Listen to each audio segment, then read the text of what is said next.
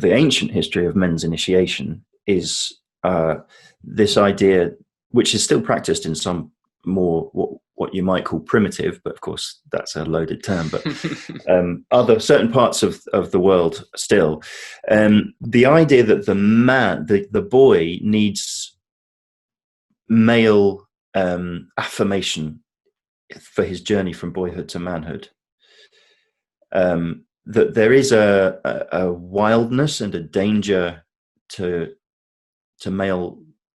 young men, which needs to be not tamed, but framed, needs to be directed. And we can, again, just as aside, the concept of masculinity being tamed is actually something that can be explored as well, as something that's potentially dangerous, the way our society has done that. But there's no doubt that young men need to be directed into a healthy masculinity. And primitive societies, or rather ancient societies, and still today some societies, they knew instinctively or through experience that can't be taught just through words. It has to be done through actions and rituals. And so they would take the young men at a certain age out of the village into nature, because that was an essential part of it, connecting with nature and its awesomeness and realizing that is greater than you. So there's a certain amount of wounding that is inflicted on the boys. That's obviously, I think today we might feel uncomfortable with how that might be done.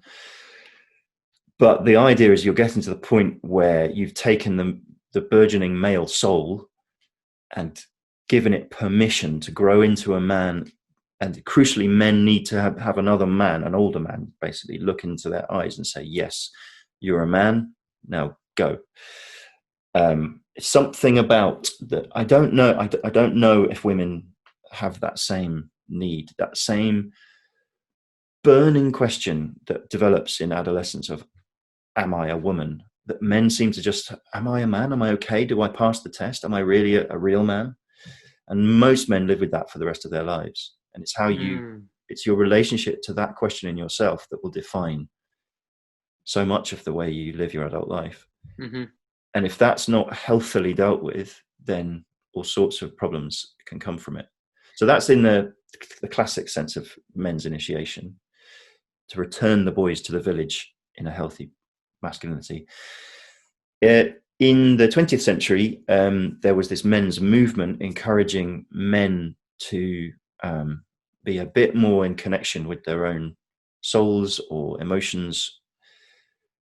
And our particular men's rites of passage comes from the work of a man called Richard Rohr, who is a Franciscan priest, and he's a theologian, a writer, but he particularly had a focus on men's work in the 20th century, probably the 1980s and 90s, and he spent a lot of time studying these traditional male initiations, and then created, alongside one or two other people, a modern version of it.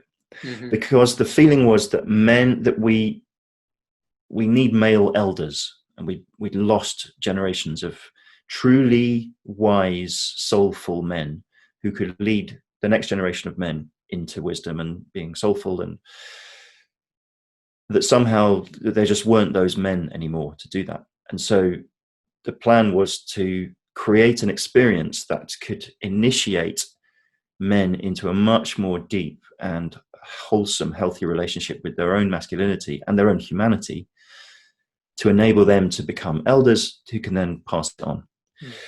And it initially happened in the USA, and it's been running in the UK for over a decade now. I did it in 2011. I was 31 at the time, and I was actually one of the younger ones there. There's lots of men in their 50s and 60s even doing it. And you just become aware that men are carrying so much pain. Men individually and men generally are carrying so much pain. And of course, that's not to say that women aren't.